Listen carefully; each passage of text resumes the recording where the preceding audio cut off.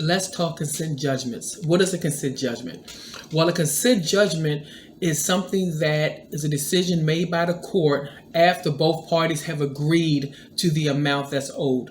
This is something that's actually done outside of the courtroom when you talk separately away from the judge. You go back into the court and say, we have reached an agreement. The judge will then ask, did you both agree? And once you say you have, a consent judgment and order will be stamped on this. However, one of the main things that people do not understand about consent judgments is that consent judgments have restrictions, a lot of restrictions. A regular judgment, for example, if you go into the court, you have no consent judgment, you're before the judge, the person, the creditor, the landlord, or person you owe money to will speak, then you will speak, then the judge will make a ruling. The judge will make a ruling, give the judgment, have an order. However, if you find out later that the person who took you to court, whether it's a landlord, a creditor, or whatever, was corrupt, mainly if it's a landlord, let's go with residential, because when you're dealing with contracts, all states have statute of limitations of how much time you have to go after a person for the money that they owe you. For instance, here in Maryland, it is 3 years, even though a lot of landlords will put in their lease that is extended to 12 years, which is illegal. So keep that in mind. The next video talking about statute of limitations will actually go further into that. Excuse me. For instance, Alabama is 6 years. Like I said, Maryland is 3 years. Mississippi is 3 years. New Mexico is 4 years. Pennsylvania is 4 years. And the reason why you have to be mindful of this is because if you go in and the judge makes a ruling after hearing from the landlord and yourself, what happens if you find out later, wait a minute, this landlord took me into court after the statute of limitations had expired, you can go back and ask the court to review your case, to ask them to vacate it or set it aside. And when you go in and you can prove that this person did not have the legal right to take you to court, it can be reviewed and thrown out. You can even ask for any money collected to come back to you. However, if you do a consent judgment, it's different. Consent judgments is not made up to allow it to be reviewed. It's saying, hey, you went before the judge after making an agreement outside the courtroom, stating that you and this person, if it's the landlord, agreed that this is the amount, because this is the amount that's owed. So now we're going before the court. We're both agreeing. The judge will make a stamp. This is a consent judgment. The thing is this. If you do not find that it's fraud or the person didn't have the right to bring you into court, etc., if you don't do it within 30 days, you can't do it at all. So just say a year down the line, 2 years down the line, 10 years down the line, unlike with a regular judgment, you will not be able to go to court and say, hey, I realize that this person by law didn't have the right to take me to court and I want this reviewed. They will not review it. Most judges will not review it. Most judges will tell you that the law states that a consent judgment cannot be reviewed. However, upon my research, I have found that consent judgments, not just in Maryland, but several states have been, and even in Africa, have been reviewed. So, but the way to get it in court is very, very hard. It's very, very hard. And most judges will not entertain it. So, and the ones that I found also dealt with custody. So again, you don't want to consent to a judgment ever. Even if you know this is what I owe, I know for a fact I owe it. If you don't know for a fact that they are coming after you for this in a timely fashion, I would definitely say to you, do not consent. And the reason, again, if you consent, you cannot go after them if you find out that this was fraud, or if you find out later, oh, I found my money orders, I found my receipts that I actually paid this. It's nothing you can do. They will be continually getting your money. So just keep that in mind. And also keep in mind when you're dealing with landlord-tenant leases, again, they here in Maryland and every state is a limit. So when you go onto your state site and you look for statute of limitations on resident on leases, you're going to get a general thing, and it might say 12 years. However, you have to have it. You have to look for the residential leases, the residential contracts, in order to get the true number of years that a landlord can come back and try to get any debt that's owed. And again, you might not owe a debt, but again, they might be being a little greedy and feel like you may not have your receipts. So this is a good time to go after you, because they know 5 years, 6 years, most people do not keep their leases. They do not keep their receipts, and they can come after you or have a collection agency to come after you, knowing that you really do not owe this money. But if you, again, get this, if you get something from anybody saying that you owe any money and they're filing on you in court, the first thing even if they're not filing you in court, but they're saying you owe this money, and if you don't pay, we're going to file you in court. The first thing you want to do is go to your state's website.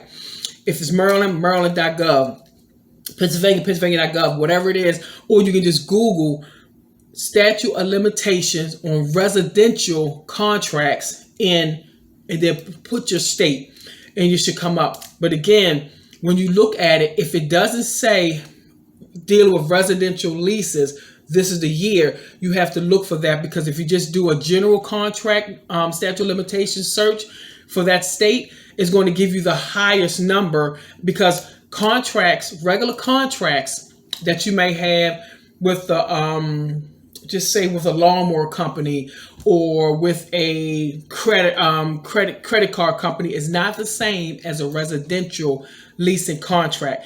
The statute of limitations are quite different and is way less.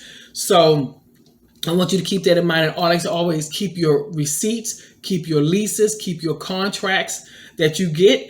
And I would say always keep them up for a minimum of 10 years, but I always personally feel that you should keep it forever until, I hate saying your dying day, but just keep it forever, because you never know when people are being corrupt and want to try to come after you so many years later, and you want to be able to have this stuff. Also, something else. I think that was basically it. So again, just be mindful that when you're dealing with any kind of debt that you owe, make sure that you are aware of the statute of limitations for that particular kind of debt in your state. Mainly when you're dealing with tenant, landlord, contracts, and leases. Residential leases.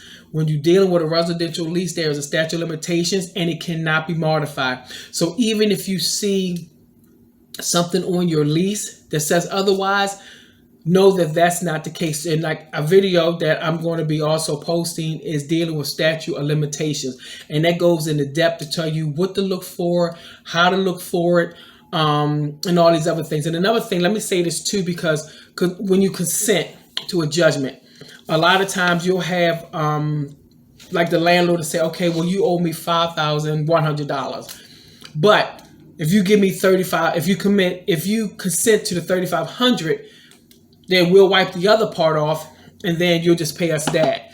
And to most people, they say, okay, well, mainly if they know they owe the money, they say, oh, well, this is good. I'll go ahead and do this because at least it'll save me some money. But again, they might not be doing it in the timely fashion. The statute of limitation might have expired. So even if you agree to it and you find out later, again, you stuck paying that $3,500. Also know this, what a lot of lawyers do, and this is how, like I said, I experienced this, so this is how I'm learning and I'm passing this information on. Another thing to be mindful of, when you consent, they'll say, okay, well, we're going to reduce this down, and then we'll just add in our attorney fees. So they'll add in attorney fees, and then when you go into court, they'll say, okay, well, she's agreeing to this amount, so you think this is all this is. So once the judge put his order in and stamp it and say, okay, well, this is the agreement between you two, this is what you're going to have to pay, you stuck with it if you don't find the corruption within 30 days. In my case, I found it some years later. And what happened is I wasn't able to get it. I'm still fighting with getting it reviewed now because I'm ready to go to the Court of Special Appeals because we need laws changed. So we need to get this in a higher court. And this is why I have a GoFundMe. I have a petition page that you can see in the description at the bottom. And I pray that y'all would definitely, if you have the same, I'm sorry, that was somebody else. If you're having the same kind of issue, please put even you can do it anonymously, put in that petition page that this is going on with you in this state. You can add the landlord, you can add whatever you need to add in there so we can start making a tally of how much this is going on. Also, with the GoFundMe, because this is the average Court of Special Appeal filing is going to run about $2,200. Just regular folk doing it without an attorney. Attorney, of course, would probably be a lot more money. So we're doing this. The organization is Pearls for Community Empowerment, and we are doing this because we need the laws changed. But we're going to be using my case and my filings in order to set the precedents to get these laws changed and amended in order for these landlords, mainly these corrupt, crooked, bad landlords, to not continue to get away with taking money, stealing money from people, mainly moderate to low income people who cannot afford to have these kind of hits come into their life. So again, be mindful that if you get a bill, to research if that person can collect on you. Look through all your receipts and things like that to make sure that you didn't pay. But also keep in mind that if you do money orders, the average money order is not traceable after 2 years. So if they come after you past the statute of limitations and then you go to get it traced and find out that they can't trace it, then it's up to you to prove that this money order is real. So also, I would also say to anybody, if you pay in a money order, after about a month or so, pay the extra few dollars and get that money order traced. Once you get traced, they'll give you a copy of the front and the back for wherever you bought it from. They'll give you a copy of the front and the back so you can see who cashed it, and when they cashed it. So if somebody come after you later in life, you can actually prove not the fact that I have this money order, because some people can get a money order and they can cash it back in and they may still have the copy of the original copy, but not the original thing. So it can be because some people are shady out here. They just landlords. Some renters are a little shady too. So we're gonna keep that real. But nonetheless, always track your money orders, your cashier's checks after a month, so you can have that extra receipt and the extra protection in case a landlord tried to come after you later on in life trying to patent his pockets or her pockets, etc. So anyway, that's what I want to say about consent judgments, and I hope that you will go to the next video and learn more about these processes so you can protect yourself. All right, bye-bye.